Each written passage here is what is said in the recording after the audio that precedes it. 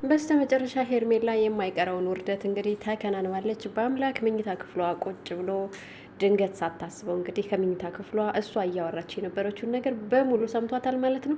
ታዲያ እሷም እንግዲህ ማንም አልሰማኝም ብላ ከራሷ ጋር የህልም እንጀራዋን ስትበላ እና ስትጋግር ነበረ። እንዲህም እያለች በቃ ከዚህ በኋላ ያላረገዝኩትንም አረግዛለው የምፈልገውን ሰውን በእጅ ያስገባለው እያለችም የህልም እንጀራዋን ደጋግማ ጋግራለች። ነገር ግን ደግሞ ያ የህልም እንጀራ ሳይጋገር እንዲሁ ቀርቷል። በአምላክ መኝታ ክፍሏ ቁጭ ብሎ እያዳመጣት ነበር። በስተመጨረሻም አንቺ አረመኔና ጨንካኝ ብሎ አንገቷንም አንቋታል። ሰላም ቤተሰብ እንዴት አላችሁ? ለቻናል አዲስ የሆናችሁ ሰብስክራይብ፣ ላይክ ማድረግ ቤተሰብ ሆኑ። ላለው እንግዲህ ህብስት ድራማ ክፍል 26 ነው ይዤላችሁ ቀርብ ያለው ተከታተሉ። ሄርሜላ ታዲያ ከመኝታ ክፍሉ እንደዛ ብላ ስታወራ በአምላክ ስለሰማት በአምላክ ደግሞ አንገቷን አንቆ ይዞ ወደ ሳሎን ይዟት መጥቶ እውነቱን በይ ተናገሪ እንግዲህ እያላትም ይገኛል። ታዲያ እሷ ግን እውነትን ከመናገር ይልቅ ቆይ እኔ ላስረዳህ እየሆንኩት የነበረውን ነገር ብላ ልታስረዳው ሞክረች። ነገር ግን በአምላክ ደግሞ ሊሰማት ፈቃደኛ አልሆነም። ታዲያ ድንገት ህብስት ከመኝታ ክፍሏ ድምፅ ስትሰማ አረ ምንድን ነው እያለችም ትመጣለች። ታፈሱም እንደዚሁ ምን ተፈጠረ ደግሞ እያለችም ሁሉ ጊዜም ፈገግታ የማይለያት ታፈሱ ወጣ ብላለች። ሲወጡ ግን ሁለቱም ያዩት ነገር በጣም የሚገርም ነበረ።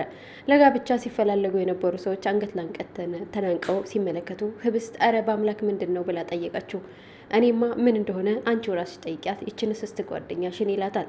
ታዲያ ጓደኛዋም እንግዲህ በፍረት አንገቷን ደፍታ ምንድን ነው እየሆነ ያለው ነገር ስትላትም ይኸውልሽ እስከዛሬ ልካ ሁሉም ነገር ውሸት ነበር ላገባት ነው ስትል አልነበረም እንዴ ስትል ህብት ትጠይቀዋለች። እኔማ ብዬ ነበረ ለልጄ ስል ነበር ይሄን ያልኩት። ነገር ግን እሷ ሳታረግዝ ውሸቷን ነበር ልትጠቀምብኝ የፈለገችው። እውነት ግን እያደር ይጠራልና ይሄው እውነታው ወጥቷል ብሎ እዚህ ቤት አንቄ ሳላስወጣሽ ቶሎ ብለሽ ውጪ ይላታል። ታዲያ በአምላክም ሊረጋጋ አልቻለምና ህብስት ልታረጋጋው ሞከረች።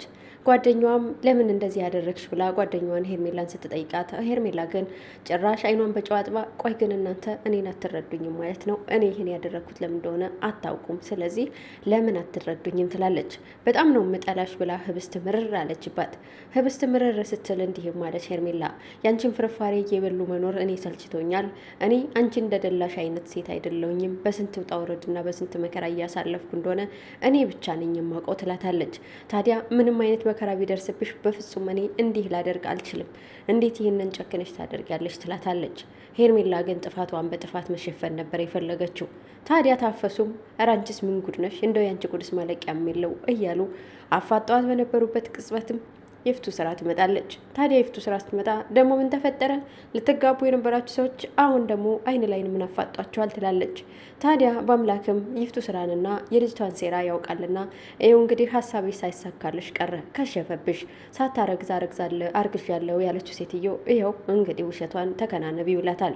እኔ ከዚህ ስራ በፍጹም የለውበትም፣ እኔን ከዚህ ውስጥ ከዚህ ከተጨማለቀ ጉዳቸው አውጡኝ ትላለች የፍቱ ስራ። የፍቱ ስራ ግን ለመጀመሪያ ጊዜ አብራ አሽቃብጣና እንዲያገባትም ጠይቀው ነበር።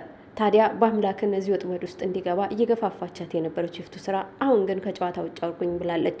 ታዲያ ይህንን የተመለከተችው ሄርሜላ ይፍቱ ስራ ከጨዋታ ውጭ አርጉኝ ስትል አሁን ምን አድርጋ መጠቀም እንዳለባት ግራ ተጋብታለች። ገፈታትራቸውን ወደ መኝታ ቤት ሂዳለች። ታዲያ ይፍቱ ስራም መታ ይውልሽ ዛሬ ከዚህ ቤት ቶሎ ውጪ፣ አንቺ ጉደኛ ሁሉን ነገር ጨርሻለሁ ስትይ አልነበረም እንዴ? ትላታለች። ሁሉን ነገር ጨርሻለሁ ብዬ ነበር፣ ደግሞም አደርገዋለሁ ብዬሽ ነበር። አሁን ግን የመጨረሻ እድልም የለኝም። ስለዚህ እባክሽ አንድ ነገር ተባበሪኝ አለቻት እያለቀሰች። ይፍቱ ስራ ውጭልኝ አሁን ስትላት ልወጣ አልችልም፣ እባክሽ ተባበሪኝ፣ እናቴ የሞት አፋፍ ውስጥ ነው ያለችው፣ እዚህ ቤት እንድቆይ ተባበሪኝ አለቻት። በፍጹም እዚህ ቤት እንድትቆይ ልተባበርሽ አልችልም፣ ስለዚህ እባክሽን ትላታለች።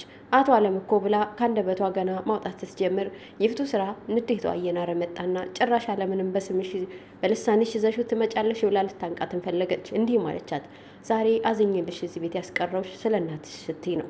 ነገር ግን ድጋሚ ያለምን ስም ብትጠሪ ወዮልሽ፣ እኔው ነኝ የምገልሽ አለቻት። ታዲያ እያለቀሰችም ሄርሜላ ወደ ክፍሏ ሄደች። አብናት የሚያፈቅራትና የሚወዳት ሴት ሌላ ሰው ልታገባ እንደሆነ ስለሰማ በሀሳብ ማዕበል ተውጦ በመጠጥ ራሱን ደብቆ መጠጥ ቤት ነው ያለው። ታዲያ እንዴት አንዲት ተራ ሴት እኔን እንዴት ትሸውጠኛለች? እየተሟገተና ራሱን በጥያቄዎች እያለነዘዘ ይገኛል። ታዲያ ብቻውንም መዘፈን ማቀንቀኑን ጀምሮታል። እንዴት ይሄ ሊሆን ይችላል እያለ የሚወደውና የሚያከብረው ጓደኛው በአምላክ ሄርሜላን የሚያፈቅራትን ሴት ሊያገባ እንደሆነ ስላወቀ ራሱን ለመደበቅና የውስጥ ስሜቱን ጩኸቱን ለመደበቅ ሲል ነበር በመጠጥ የተደበቀው። ታዲያ ምሽት ላይ እንደዛ ጠጥቶ ስክር ብሎ በነበረበት ቅጽበት ነበር አቶ አለም ስልክ የደወለለት። አቶ አለም ስልክ ደውሎ እንዲመጣ ጠይቆታል። በስካር መንፈስም ቢሆን እንደፈለገ ተናግሮ ስልኩ ተዘግቷል። ጠዋት በማለዳም አቶ አለምን ፍለጋ እየከነፈ መጣ። ሲመጣ ግን ያየው ነገር በጣም የሚከብድ ነበር። ሄርሜላ እያለቀሰች 3 ሰዎች ከጎኗ ቆመዋል። ምንድነው? ምን ተፈጥሮ ነው ይላል። ምን እንደተፈጠረ ማንም ሊነግረው አልፈቀደም። እኔ እኮ ናፍቃችሁኝ አይደለም የመጣሁት፣ ስለዚህ ንገሩኝ ይላቸዋል። እሺ እንነግርሃለን፣ ግን ይቺ ሴት አየሃት? አርግዣለሁ፣ አገባዋለሁ ስትል የነበረችው እኔም ላገባት የነበረው ሴት ሳታረግዝ ነው። እውነታውን በሙሉ ሰማውኝ ይለዋል። ታዲያ ውስጡ ደስተኛ ቢሆንም ነገር ግን እሷ እንደሄደች ልቡ ተስፋ ቆርጧል። እንዲህም አለ አብነት።